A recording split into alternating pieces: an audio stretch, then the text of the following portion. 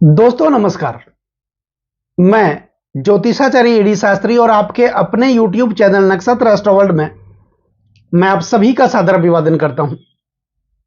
दोस्तों, अप्रैल का महीना, अप्रैल 2025 मकर राशि वालों के लिए कैसा रहेगा? क्या कुछ विशेष होगा इस महीने मकर राशि वाले जातकों के लिए?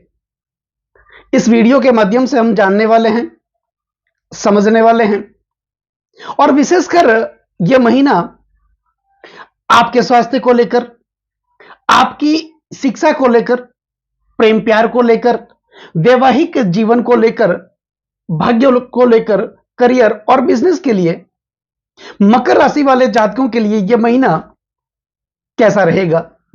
वीडियो के अंत में कुछ महत्वपूर्ण विशेष उपाय भी होंगे, तो वीडियो पर आप अंत तक बने रहिएगा।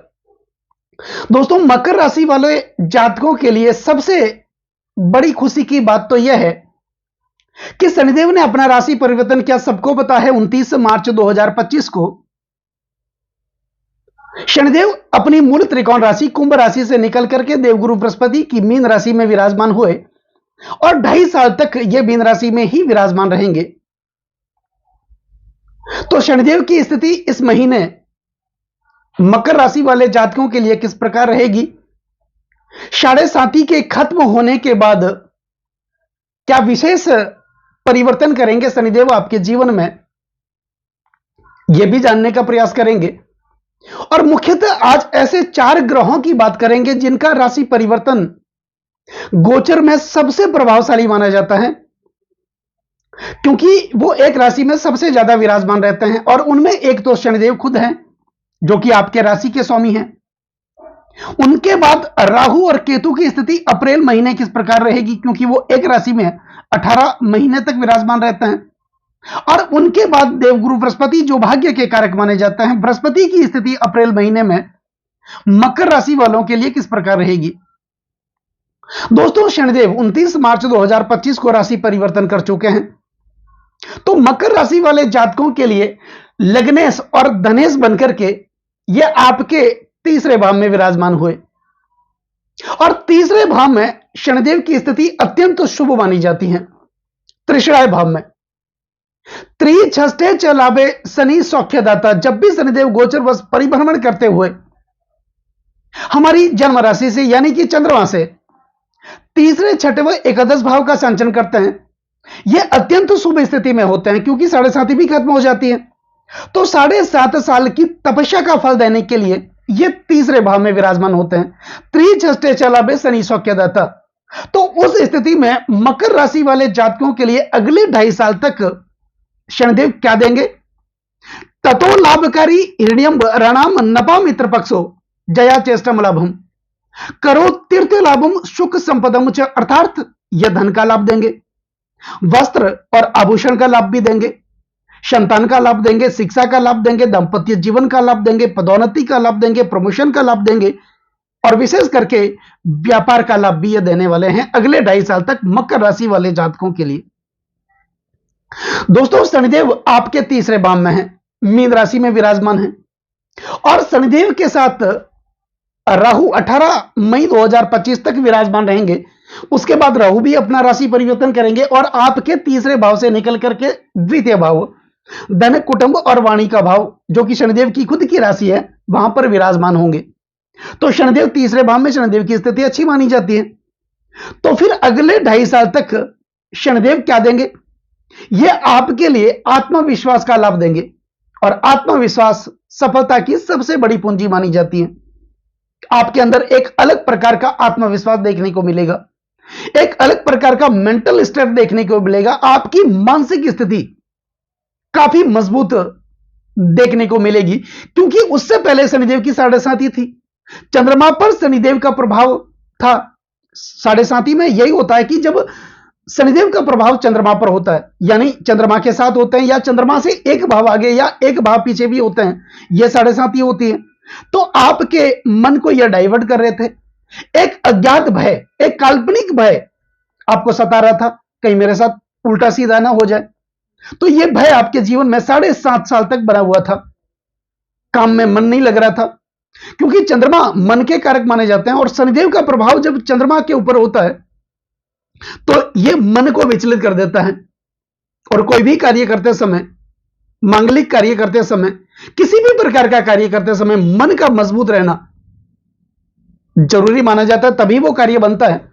इसलिए तो महर्षि पराशर कहते हैं बतिथि करण दोषा वार योगो बधवा शब्दी ससिनी सस्ते नाश मायानित सर्वे शकल विविध दोषा सदुत्तम प्रजंती भवती यदि शुकार्य चित्त सुदीर्णम। यानी किसी भी प्रकार का शुभ कार्य करते समय मानव चित्त, मानव मन हमेशा मजबूत होना चाहिए। लेकिन अब 7.5 तो खत्म हो चुकी है। मन पर आपका खुद का कंट्रोल होगा और यही तीसरा भाव ग्लैमर का माना जाता है, कला का माना जाता है, सोशल मीडिया का माना जाता है, बातचीत का माना जाता है, कम्युनिकेशन का भाव माना जाता है, भाई बहनों का भाव माना जाता है। तो निश्चित तौर पर आपके अंदर आत्मविश्वास की प्राप्ति तो होगी, लेकिन आपकी वाणी कुशलता भी बढ़ेगी, जिसके कारण आप अपना फंसा हुआ काम निकालने में माहिर होंगे। कूटनीति आपके अंदर आएंगी और शनिदेव आपके अंदर कूटनीति देंगे, जिसके कारण साम दाम दंड भेद कुछ भी हो जाए, मुझे यह काम करना है तो करना है, क्योंकि शनिदेव आपको कार्य करने के लिए उकसाएंगे। शनिदेव कर्म के कारक हैं, वो उकसाएंगे। लेकिन एक विशेष बात का ध्यान आपको रखना है, गलत लोगों का संगत नहीं करना है।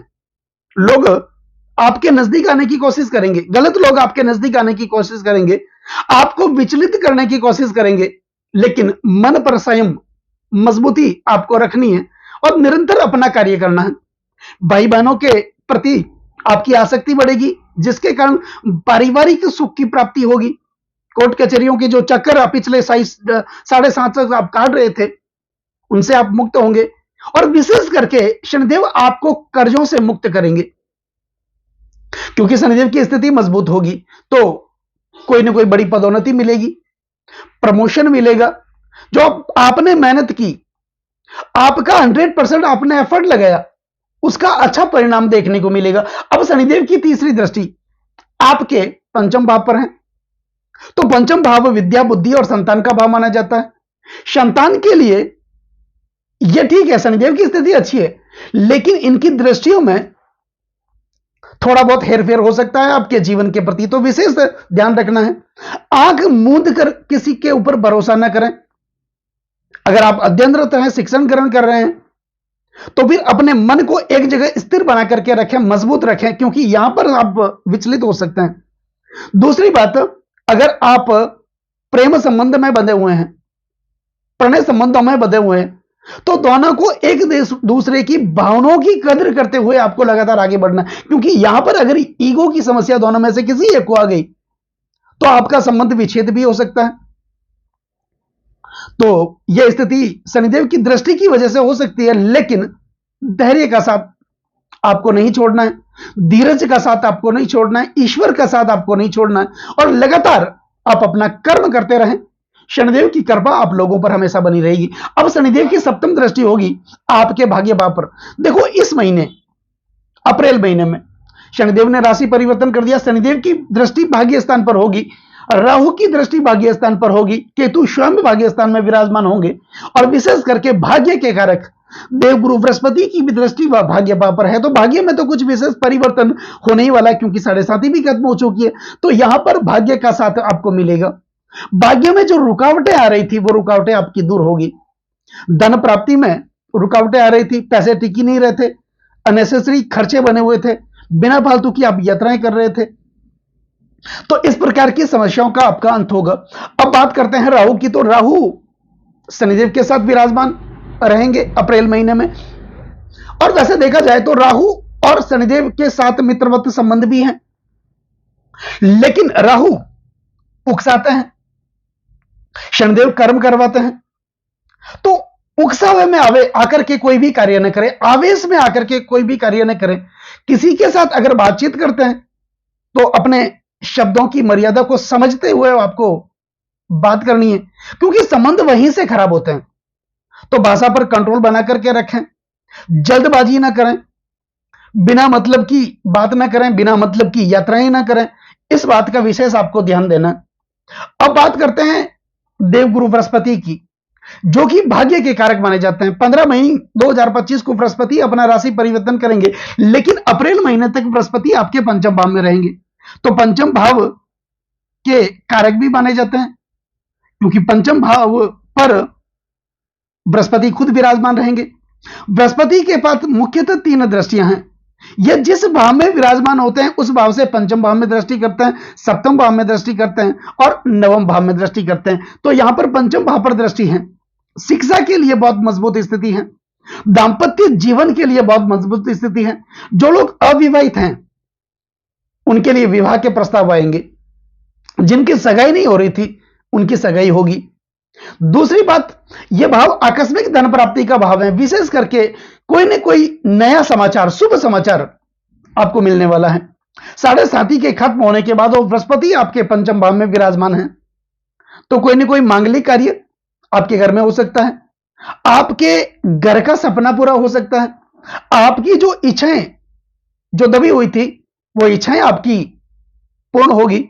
दूसरी बात, जो लोग शेयर मार्केट से संबंधित कार्यों से जुड़े हैं उनके लिए बहुत अच्छी स्थिति है, क्योंकि बृहस्पति यहां पर विराजमान होंगे तो यह स्थिति बनेगी। आप अपने बच्चों को हायर एजुकेशन के लिए, उच्च शिक्षा के लिए अगर बाहर भेजना चाहते हैं तो यह समय आपके लिए, अप्रैल का महीना बहुत बढ़िया रहेगा। वीजा की कोई प्रॉब्लम आ रही थी वो भी खत्म होगी, लोन की कोई प्रॉब्लम आ रही थी वो भी खत्म होगी। कहने का मतलब धन का प्रभाव बढ़ेगा, जो धन रुका हुआ था वो फिर से आपके जीवन में आने लगेगा, फंसा हुआ पैसा आपको मिलेगा। तो यहां पर बृहस्पति की स्थिति अच्छी होगी और बृहस्पति की पंचम दृष्टि 1, 2, 3, 4 और 5 आपके भाग्य स्थान पर है। तो यहां पर भाग्य का साथ तो मिलेगा ही मिलेगा, साथ ही धर्म और अध्यात्म का साथ मिलेगा। यहीं से ईश्वर की कृपा होगी, परम पिता परमात्मा की कृपा होगी। यकीन मानिए, जब भी परम पिता परमात्मा की कृपा होती है वहीं से हमारे जीवन का निर्माण होता है। तो यह स्थिति बहुत बढ़िया रहेगी। अब बृहस्पति सप्तम दृष्टि से आपके द्वादश भाव को देखेंगे, अपनी स्वयं की राशि को देखेंगे, तो बृहस्पति बलवान होकर के इनकी सप्तम दृष्टि होगी द्वादश भाव पर, 12वें भाव पर। विदेशों से संबंधित अगर आप अर्निंग करना चाहते हैं या कर रहे हैं तो वहां से आपकी अर्निंग भी बढ़ेगी। दूसरी बात, लंबी दूरी की कोई यात्राएं आप कर सकते हैं, अपने व्यापार को बढ़ाने के लिए आप नई नई यात्राएं कर सकते हैं। दूसरी बात, यह भाव अन्यत्व और परत्व का भाव माना जाता है। यह भाव सैन्य सुख का प्रतिनिधित्व करता है। तो पति पत्नी के जो रिलेशन है, रिश्ते हैं, वो बेहतर देखे जाएंगे। आपके अंदर एक अलग प्रकार का चरित्र देखने को मिलेगा, एक अलग प्रकार का आत्मविश्वास देखने को मिलेगा। आपके गुणों में वृद्धि होगी, आपके शुभत्व में वृद्धि होगी। और कुल मिलाकर के ये कह सकते हैं, मकर राशि वाले जातकों के लिए अप्रैल 2025 ये अच्छा रहने वाला है। यह महीना आपके लिए कोई ना कोई बेहतर स्थिति को दर्शाता है, तो यह महीना अच्छा है। अब उपाय में क्या करना है? एक तो आपके राशि के स्वामी शनिदेव हैं, शनिदेव के पौराणिक मंत्रों का आप नित्य उच्चारण करें। दूसरा, दशरथ कृत शनि स्तोत्र का अगर आप पाठ करना चाहते हैं या कर सकते हैं तो आप कर सकते हैं, या शनिदेव से संबंधित जो वस्तुएं हैं आप उनका दान करें। और एक देवगुरु बृहस्पति जो कि आपके पंचम भाव में है और इनकी पंचम दृष्टि आपके भाग्य भाव पर भी है और द्वादश भाव पर भी है। तो भाग्य का साथ किसको नहीं चाहिए? सभी को भाग्य का साथ चाहिए। बिन भाग मिले नहीं भली वस्तु का भोग, दाक पके जब काग के उठे कंठ में रोग। कौवा 12 महीने तक इसी इंतजार में रहता है कि अब की बार जब दाक पकेगी मैं जी भर भर के खाऊंगा। और जैसे ही दाक पककर तैयार होने की स्थिति में होती है, परम पिता परमात्मा उसके गले में एक ऐसा रोग डालते थे वो खाई नहीं जाता। तो यह कहावत है कि भाग्य से ज्यादा और समय से पहले किसी को कुछ नहीं मिलता। तो यहां पर बृहस्पति की कृपा भी प्राप्त होगी। पंचम भाव में वो तो खुद बैठे हैं और भाग्य स्थान पर उनकी दृष्टि है। तो दोस्तों, कैसा लगा ये वीडियो अगर आपको अच्छा लगा हो, मेरा समझाना आपको सार्थक लगा हो, समझाने का तरीका अगर आपको अच्छा लगा हो, तो इस वीडियो को आप आगे से आगे शेयर जरूर करें। बेल आइकन बटन को जरूर दबाएं ताकि मेरे आने वाले और भी नए नए वीडियो के नोटिफिकेशन सीधे आप लोगों तक पहुंच जाए। लाइक जरूर करें, कमेंट जरूर करें, क्योंकि आपका एक लाइक और एक कमेंट मेरे अंदर बहुत ज्यादा आत्मविश्वास भर देता है। और कमेंट में जय शनिदेव जय गुरुदेव ये जरूर लिखें और चैनल को सब्सक्राइब जरूर करें। नमस्कार दोस्तों।